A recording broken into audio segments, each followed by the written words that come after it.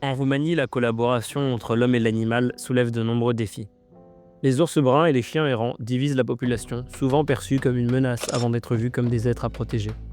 Ce rejet est d'autant plus paradoxal étant donné que la Roumanie possède un patrimoine naturel unique. Elle abrite un trésor écologique, la plus grande population d'ours bruns d'Europe.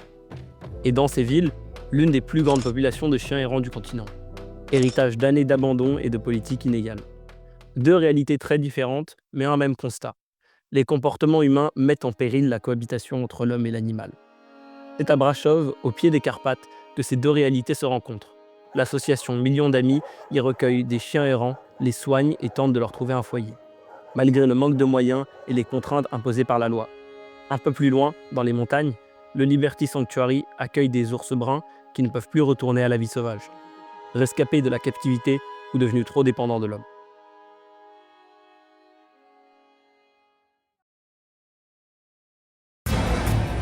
On va où, Jules?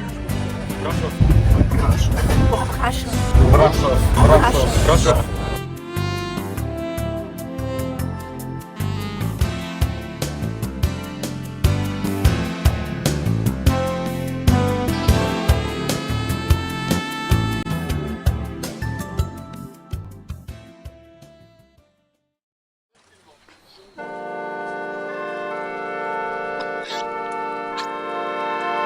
La Beatman est bien arrivée à Brasov. Il est temps de sauver ces chiens.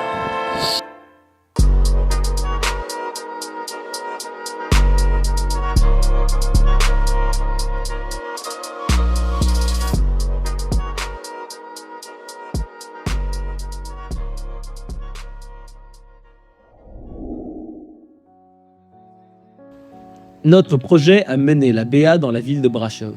Lieu de naissance de la protection animale en Roumanie, cette ville est l'hôte du Victory Shelter, le refuge pour chiens de l'association Millions d'Amis, dans lequel nous avons travaillé aux côtés de Sabina et ses équipes pendant près de 4 jours. Mais avant de s'intéresser à cette association et à notre action, il est important de comprendre la nature du problème des chiens en Roumanie.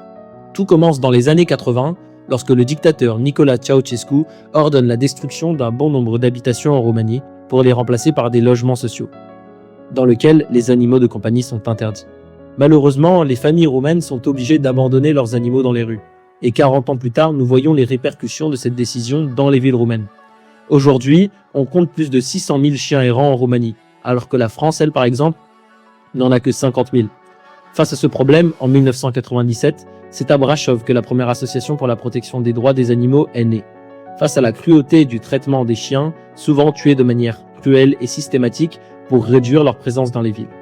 En 1999, le Victory Shelter est inauguré.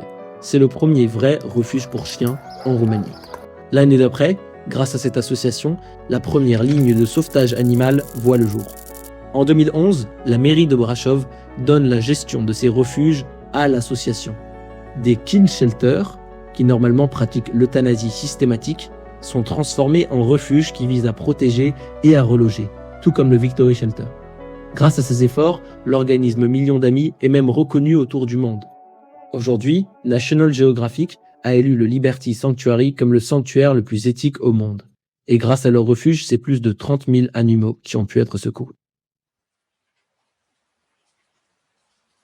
La Beatman est bien arrivée à Brasov. Après 30 heures de train, on a la chance d'être accueillis par la douce et chaleureuse météo roumaine. Et on se dirige maintenant vers le shelter de Brasov pour chiens. On aura la chance de rencontrer Sabina et ses équipes.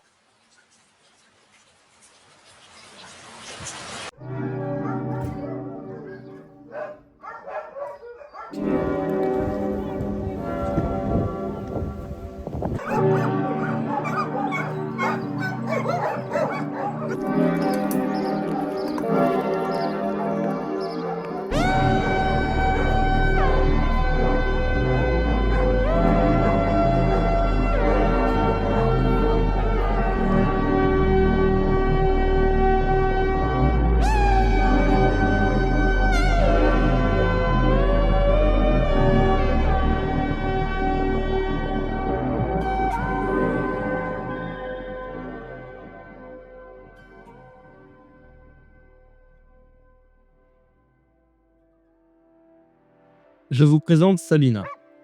Depuis 20 ans, elle vit au rythme des aboiements, des sauvetages et des réveils à l'aube au Victory Shelter. Elle n'est pas vétérinaire, elle n'est pas spécialiste, elle était, avant de s'investir à plein temps avec l'assaut, enseignante. Mais ce qui la rend si unique, ce n'est pas ses qualifications, c'est sa passion et sa détermination. Elle est juste là, tous les jours, à essayer de réparer depuis 20 ans un problème que d'autres préfèrent ignorer. Car elle est profondément attachée à la cause animale et scandalisée par le traitement des chiens et des ours en Roumanie. Sabina connaît le nom de chaque chien. Elle se souvient d'où ils viennent, dans quels états ils étaient quand ils sont arrivés et ce qu'il a fallu faire pour qu'ils tiennent encore debout. Ce n'est pas une militante, c'est une femme qui agit, qui recueille tous les chiens qui se présentent à elle et qui donne à chacun la même deuxième chance. C'est avec elle que nous avons travaillé principalement sur le cours du projet, et elle nous a fait l'honneur de participer à une interview, où nous avons pu approfondir notre connaissance du sujet grandement en apprenant de quelqu'un qui travaille au plus proche de cette crise. Et ce documentaire est notre manière, à notre tour, de transmettre nos connaissances et nos expériences, et mettre en lumière cette crise qui se passe dans l'ombre.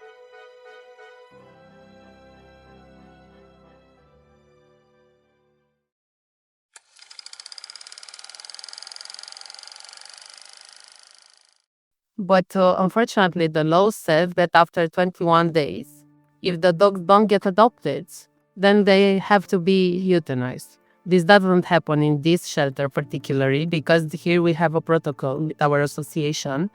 And after 21 days, our association takes care of everything. So we bring food, we bring medicine, we have people that work here. We try to provide everything for the dogs until they... Cette loi abusive impose l'euthanasie de tout chien errant dans les 21 jours après son arrivée en fourrière publique s'il n'a pas été adopté. Elle a été votée d'urgence en 2013 après que la morsure d'un chien errant ait causé la mort d'une jeune fille dans un parc public de Bucarest. Cette loi légitimise les traitements ignobles que subissent les chiens errants en Roumanie. En effet, dans la majorité des euthanasies menées à bien en fourrière publique, elles s'effectuent avec des méthodes barbares comme la pendaison, l'empoisonnement, l'électrocution ou même le massacre à coups de pelle ou de pioche.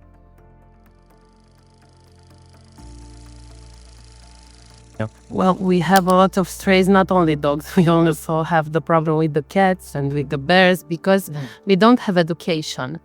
Our country has a good law for animals, for the animals with the owner. For example, we have a law that oblige the owner to spay the dog, so they don't breed anymore.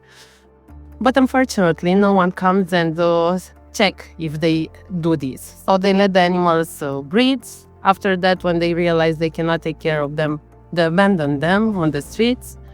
And in this way, we have a lot of dogs and cats on the streets. So the problem is not that we don't have the law, the problem is that we don't have education. La Roumanie est également soupçonnée par le Parlement européen de détourner les sous de l'Union européenne initialement destinés à la protection animale pour mener à bien ces euthanasies. Malgré l'inefficacité de la solution de l'euthanasie, le gouvernement continue d'ignorer les racines du problème. Selon l'association, on retrouve en Roumanie un énorme problème d'éducation vis-à-vis de la stérilisation. Selon l'organisme, il serait nécessaire de mener une grande politique de stérilisation des chiens errants. Cependant, en Roumanie, le coût d'une stérilisation oscille dans les centaines d'euros, tandis que le salaire minimum brut est de 800 euros.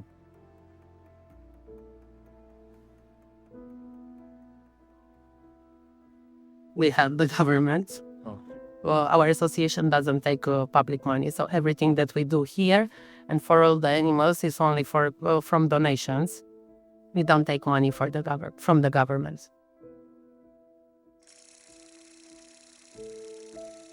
Unfortunately, we give in adoption maybe 1 or 2 dogs every month, but we receive 80, 70 every month, so this is why you see so many that remain in the shelter and that have a lot of years of shelter. If I give 50 dogs in adoption, at least half come back in a few years. Because they grew up, because they eat too much, because the owners move from a yard to a flat. Ces chiffres que Sabina nous partage sont alarmants, puisque la condition des chiens abandonnés semble aujourd'hui peu reconnue en Roumanie, alors même que le travail au refuge s'intensifie. Plusieurs facteurs peuvent permettre d'expliquer ce triste phénomène. Tout d'abord, les chiens errants sont globalement perçus négativement dans la population roumaine. Les médias roumains ont un rôle significatif vis-à-vis de ce phénomène, puisqu'ils ont régulièrement tendance à diaboliser le chien. Un événement tragique a par exemple profondément marqué les esprits. l'histoire d'un petit garçon de 4 ans, attaqué et tué par des chiens errants, affamés, à Bucarest en 2013. Ce drame a été largement médiatisé, avec des récits souvent exagérés. Malheureusement, cet événement, qui a suscité une émotion nationale, a conduit à l'autorisation de l'euthanasie des chiens errants.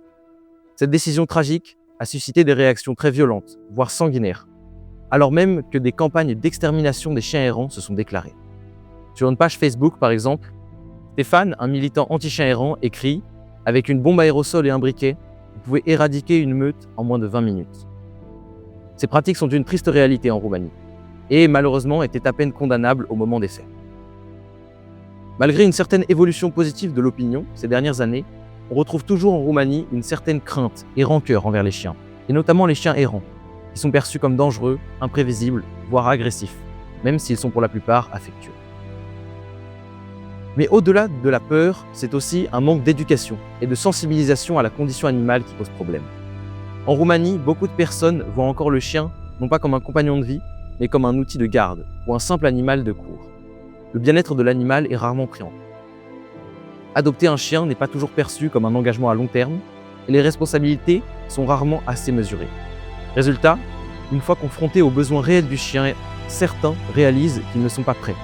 Et, plutôt que de chercher des solutions, ils choisissent de ramener le chien au refuge, ou pire, de l'abandonner à nouveau. Heureusement, face à ces conditions, et à la cruauté et l'inefficacité de la règle des 21 jours, le refuge de Brasov a développé ses propres solutions pour garder les chiens en tentant de leur offrir la meilleure vie possible, malgré les contraintes innombrables.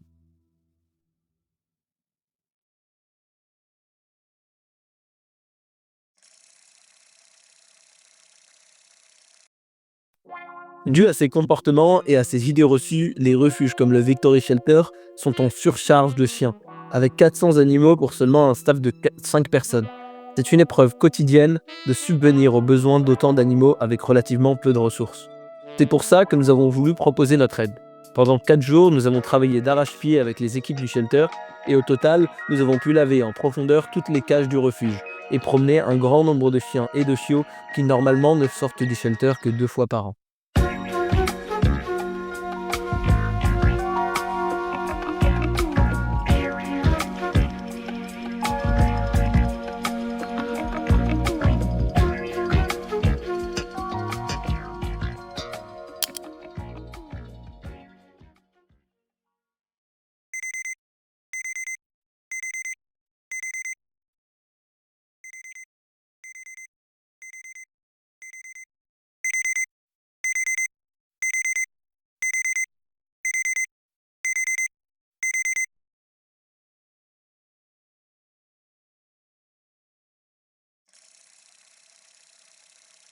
Christina helped all of us when we had rough times in the shelter or maybe in the sanctuary. She helped us and she gave us her example because she does this for 35 years. Christina Lapis est une figure emblématique de la protection animale en Roumanie. Ancienne journaliste, elle a longtemps travaillé dans les médias avant de se consacrer entièrement à la cause animale. Révoltée par les conditions de vie des animaux dans son pays, elle décide de changer de voie pour devenir une militante active contre les cruautés envers les animaux.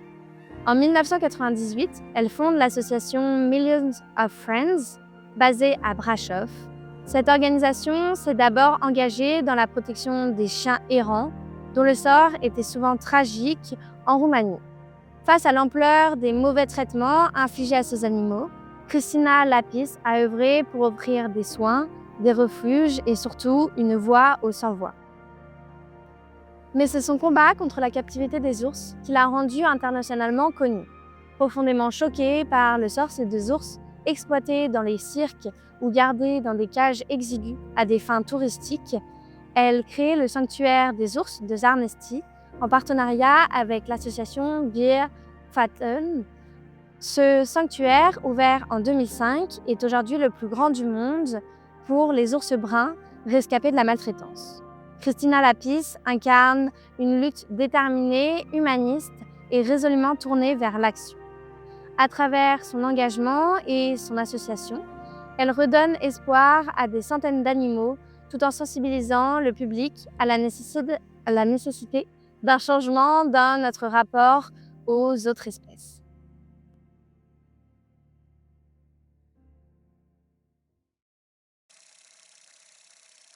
est-ce que vous avez commencé cette association au pays?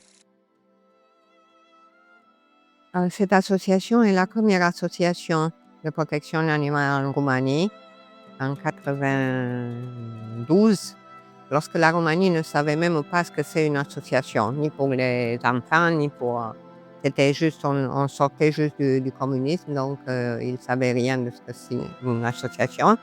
Et moi, je venais de France en vacances avec mon mari pour lui montrer la beauté de la Roumanie. Et des amis qui travaillaient à la télévision, dans l'administration, m'ont raconté comment on tuait les chiens dans la rue, les chiens errants, parce qu'il y en avait beaucoup. Et lorsque j'ai entendu ça, j'ai été horripilée. Je ne pouvais pas m'imaginer. Alors je me suis dit, il faut qu'on fasse quelque chose. Et j'ai décidé avec mon mari de créer une association. Entre-temps, j'avais connu Brigitte Bardot, qui était venue à l'ambassade de France en Roumanie, justement pour parler de la cause animale.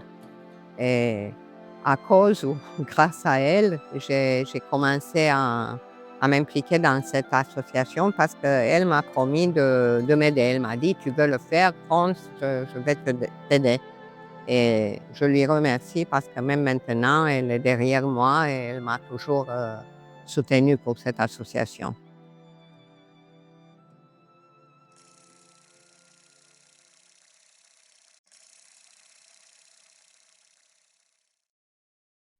Si on continue à tuer les ours, malheureusement, on va tuer les ours de la forêt, les ours qui ne sont pas coupables et les ours qui ont le comportement, et ça c'est vrai.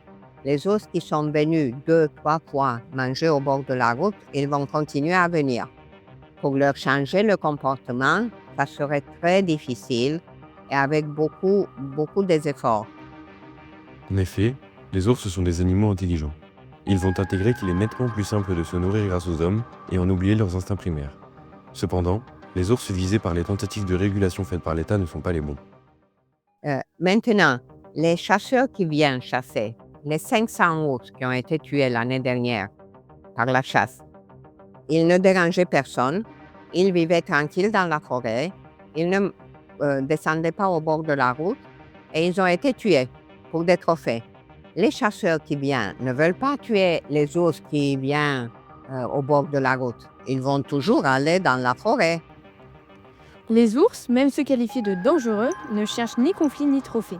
Ils vivent simplement dans la forêt, leur habitat naturel, loin de nos routes et de nos logiques humaines.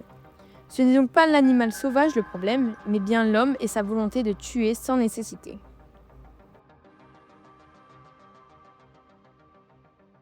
Ça a été interdit, la chasse aux ours. Et puis, il y a ceux qui aiment le sang et qui adorent chasser. Je vous dirais une expression de Brigitte Bardot, ceux qui bandent seulement s'ils tuent un animal. Et il y a d'autres qui ont des intérêts matériels très, très forts parce que, par exemple, il y a 2 ans, un des plus grands ours de Roumanie, je ne sais pas si vous avez entendu, Arthur, l'ours Arthur, a été tué par le prince de Liechtenstein, qui est venu le soir. Le lendemain, il a trouvé l'ours, comme si l'ours l'attendait. Il l'a tué et il est parti avec le trophée. Et pour ça, il a payé une grande somme d'argent. On ne sait pas combien et on ne sait pas comment ça a été réparti, mais je veux dire qu'ils sont des gens qui sont intéressés de payer pour tuer un ours, pour se montrer combien ils sont forts, quoique ce n'est plus de la chasse. C'est-à-dire, ils ne luttent pas avec l'ours avec les mêmes moyens. Maintenant, avec les armes qu'ils ont, les lunettes et leurs possibilités, avec l'ours qui est appelé juste devant eux, parce que les ours sont nourris justement pour qu'ils puissent choisir lequel ils veulent, ce n'est plus de la chasse, c'est de la tuerie pure et simple. La forêt est décimée parce que les gens veulent vivre, faire des villas, des restaurants dans la forêt, ce qui est compréhensible. Mais ils ne comprennent pas qu'on ne peut pas tout détruire et s'installer dans la forêt parce qu'une forêt sans animaux, que ce soit l'ours, le loup ou d'autres, c'est une forêt morte. Donc, il faut quand même qu'on respecte leur espace. Je donne l'exemple des océans où il y a des requins. Et on dit, ne vous baignez pas parce qu'il y a des requins. On ne va pas tuer tous les requins parce qu'on veut se baigner. Peut-être que si on pouvait, on les tuerait. Alors, mais c'est pareil, on ne peut pas tuer tous les ours pour qu'on puisse construire dans la forêt, courir dans la forêt, faire ce qu'on veut. L'ours a donc besoin d'un endroit pour vivre qui ne soit pas aménagé par l'homme et où il peut vivre à l'état sauvage. Afin que l'ours puisse cohabiter avec l'homme, chacun doit pouvoir avoir son propre espace et l'homme doit faire attention à ne pas coloniser l'espace de l'ours. Une conséquence de la destruction de leurs habitats est la naissance en Roumanie d'un sentiment de surpopulation de l'ours. À côté de Brașov, il y a un endroit où il y a 30-35 ours qui descendent régulièrement sur la voie publique pour attendre commander à manger. Mais ça, en arrière-plan, c'est qu'il y a des tours touristiques qui annoncent « Venez à 80 € le voyage pour donner à manger aux ours, pour avoir une expérience de ce qui s'est passé à cet Italien qui a eu cet accident. » Et puis, tant qu'on ne fasse pas de l'ordre, c'est-à-dire qu'on n'interdit pas ça aux gens, c'est sûr, l'ours, si tu lui donnes des sandwichs et de la nourriture, l'ours est comme l'humain. Il est assez rusé, il se dit, je ne vais pas chercher dans la forêt si au bord de la route, on me sert ce que je veux.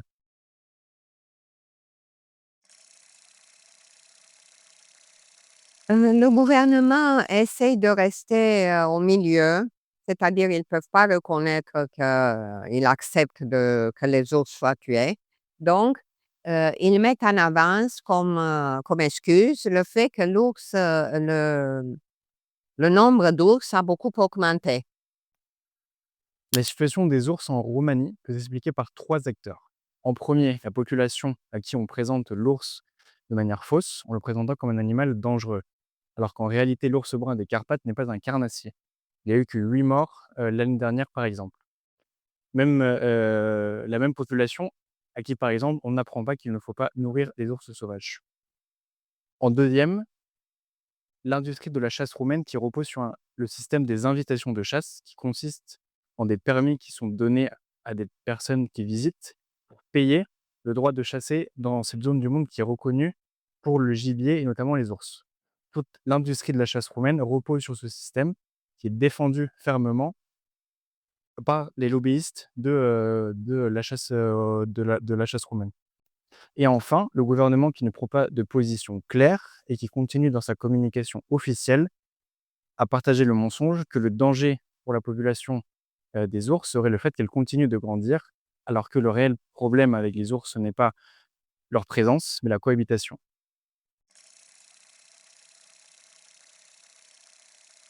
Parce qu'eux, ils disent on va les prendre, on va les chasser pour résoudre le problème. C'est un mensonge.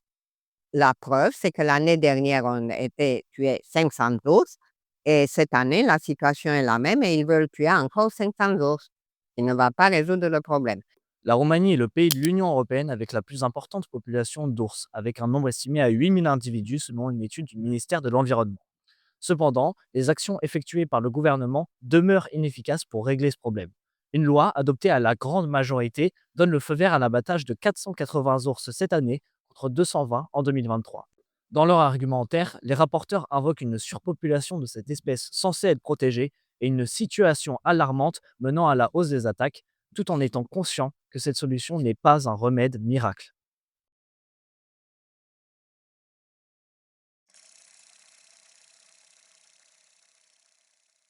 On pousse à croire que le nombre d'ours a augmenté extraordinairement, quoique l'ours ne se reproduit que chaque 2 ans, chaque 2 années.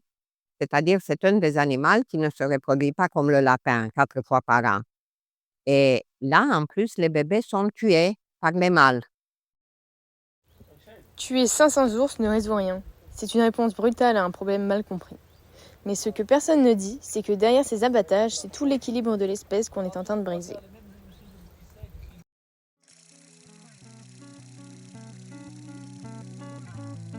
Le Liberty Sanctuary est le symbole du combat contre cette crise. C'est le plus grand au monde et il donne à des ours et des oursons de tout horizon une deuxième chance à une vie semi-libre, loin des cages exiguës et des touristes.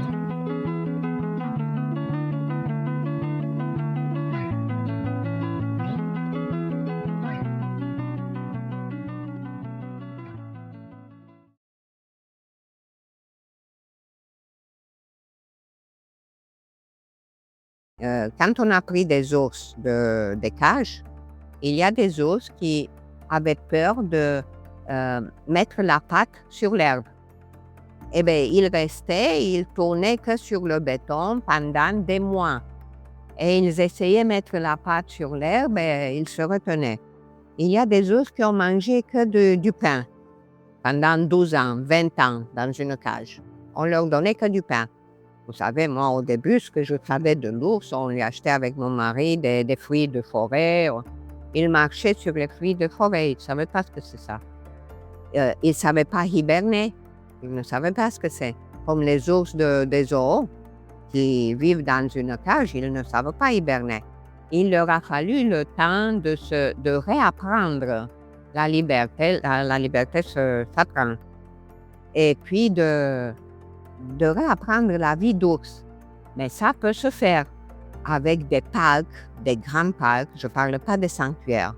Ces ours devraient être amenés dans des grands parcs comme il y a le parc de Jura en France, où il y a aussi des villages alentour. Et puis là, avec des rangers, on peut leur donner à manger petit à petit dans la forêt. Et ils pourraient se réhabituer à vivre normalement. Mais on n'a pas d'intérêt à faire ça, parce que ça les arrange de dire il y en a trop et il faut les abattre.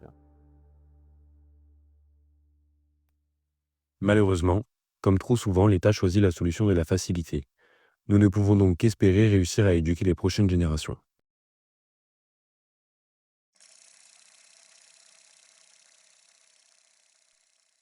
La plus grande épreuve, c'est de changer la mentalité des gens.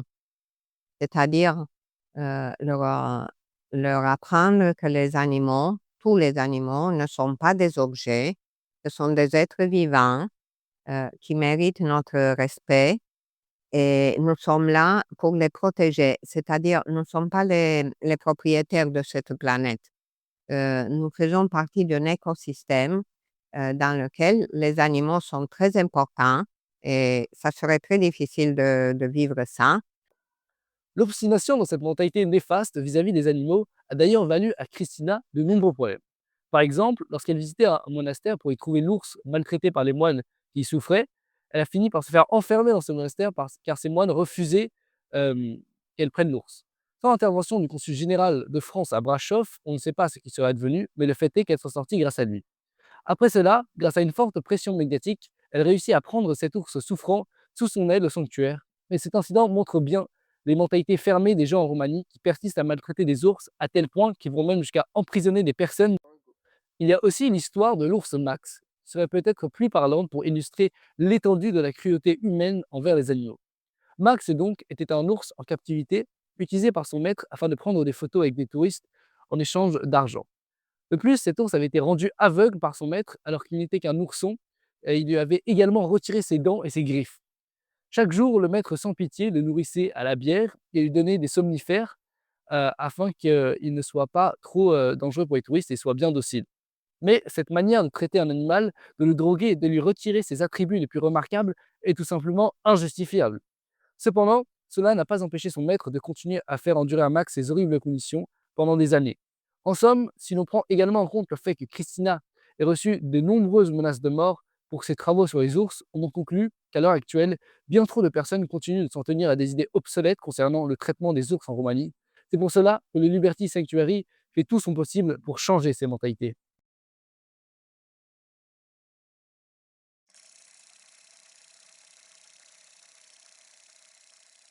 Vous avez vu l'histoire de Moura, de l'ours de cirque qui est dans la vidéo, qui est venu que j'ai pris du cirque. Les enfants sont venus la voir et j'ai dit, Elle a été au cirque, elle allait sur bicyclette. Ah bon, ils ont commencé à rire.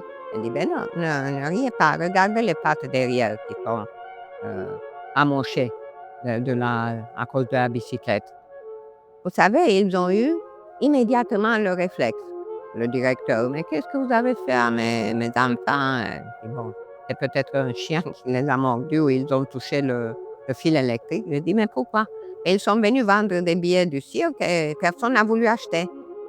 Et ça nous a convaincus qu'au fil des années, petit à petit, les enfants vont grandir, peut-être pas tous, mais s'il y a 50%, 5%, ça vaut le coup. Et ça c'est un rêve. Un jour, quand je serai là-haut, je regarderai en bas et je dirai, ben voilà, ça change.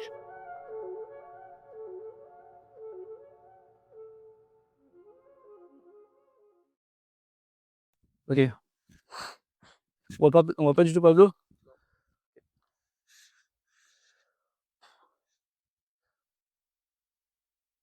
On dit non, c'est pas les faux. Tu peux commencer? À l'heure actuelle, de nombreux problèmes nuisant à la vie animale persistent encore. Euthanasie, domestication forcée et abandon sont encore très présents en Roumanie. Attends, j'ai dit 2 fois encore. Il est bon pour le catch. Tu coupes pas? Non, j'ai fait. À l'heure actuelle, de nombreux problèmes nuisant à la vie animale persistent toujours. Euthanasie, domestication forcée et abandon sont encore très présents en Roumanie. Malgré cela, l'espoir est permis, car des personnes comme Christina et des associations comme le Liberty Sanctuary luttent activement et avec ferveur contre ces idées injustes.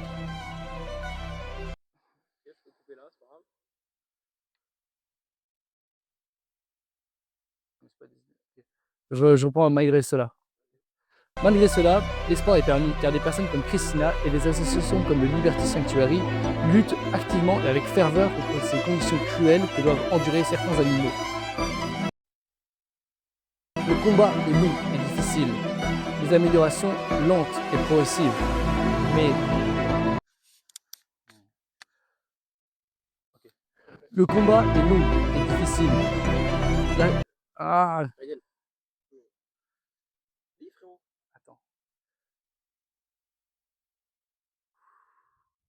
Le combat est long et difficile, des améliorations lentes et progressives, mais l'acharnement, lui, reste énergétique et inébranlable.